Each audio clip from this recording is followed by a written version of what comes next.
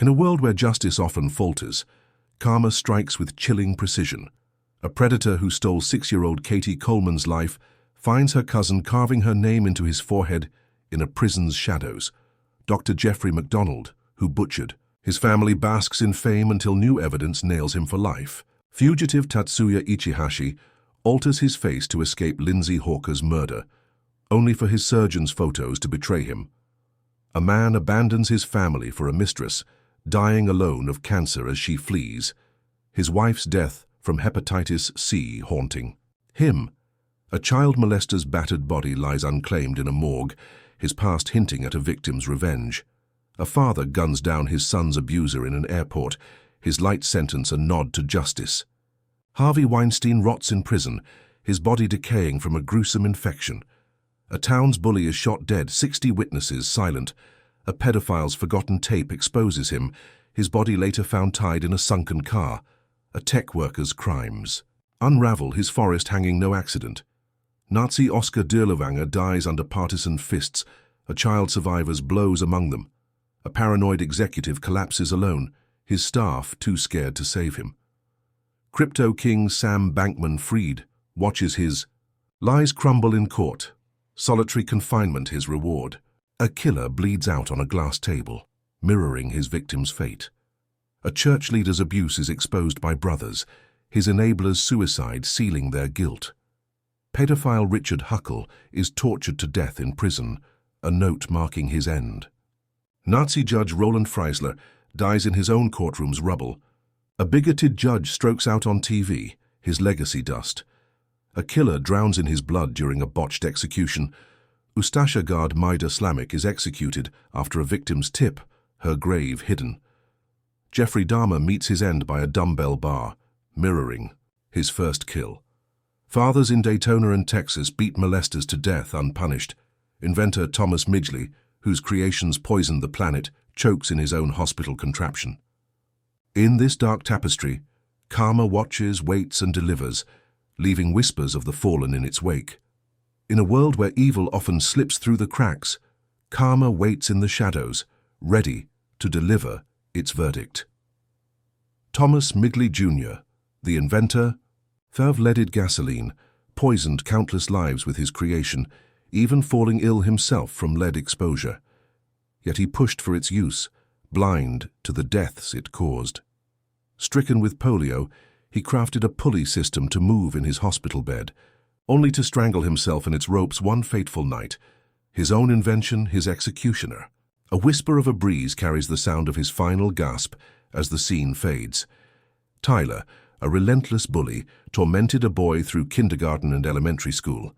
His cruelty unchecked until a new school brought new rules. In a bathroom confrontation, he threatened violence, but the boy reported him.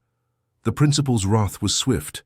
Tyler was yanked from classes, silenced, and later expelled for unrelated sins. Word spread, he spiraled into addiction, arrested. For wielding a knife, his life a wreckage. A final shot lingers on a faded school photo, Tyler's smirk hauntingly unchanged.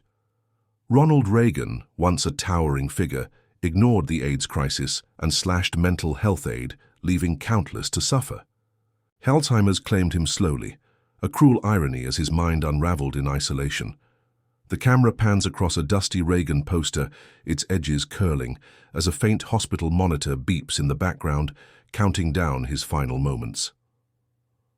A high school track star, untouchable with a scholarship, bullied a kid with autism, shrugging off the mother's pleas for justice. But the kid's uncle, a white supremacist biker, had other plans. After school, his gang chased the star into an alley, shattering his skull with a bike chain and his knee with a bat. His scholarship vanished, his future crippled.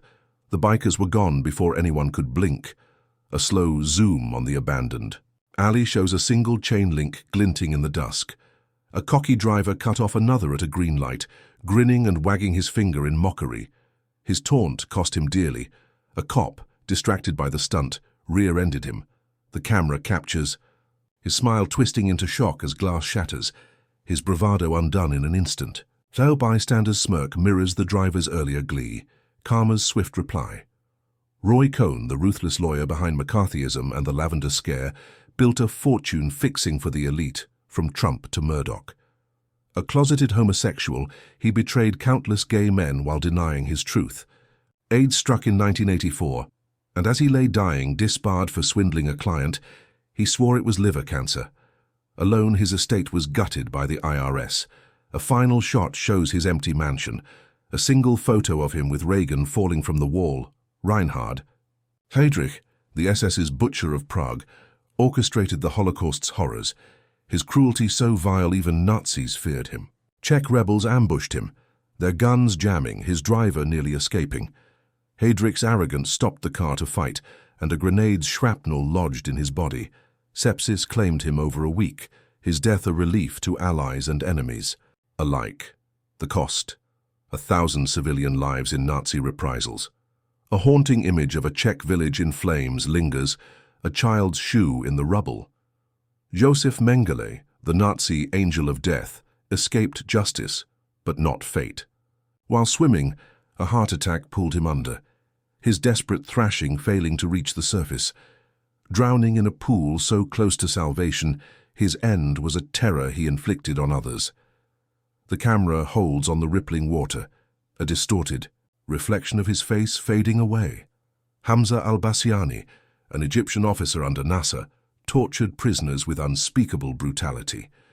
His reign ended in a car crash, steel bars piercing his mutilated body.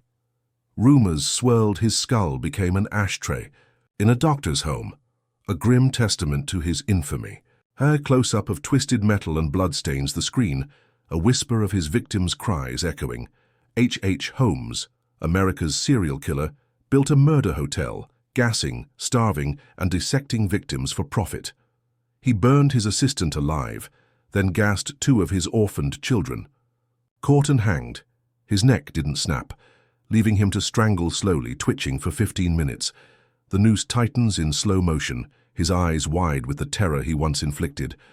Mother Teresa's homes for the dying in India touted as sanctuaries were grim hovels, lacking medical care by design.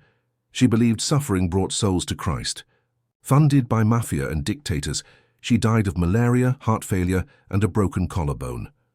Yet some who worked with her insist her homes gave dignity to the destitute, a stark contrast to street deaths. The camera lingers on a flickering candle. In a barren room, a patient's cough breaking the silence. 50 years ago, a camp counselor molested a camper.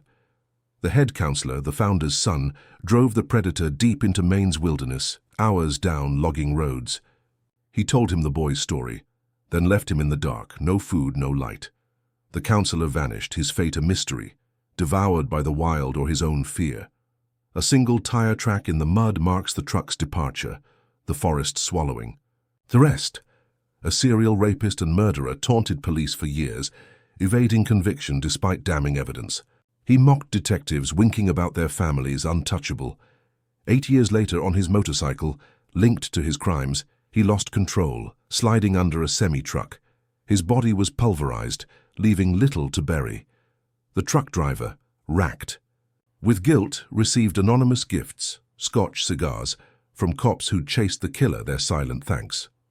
The camera closes on a bottle of Scotch, a handwritten note reading, "For justice."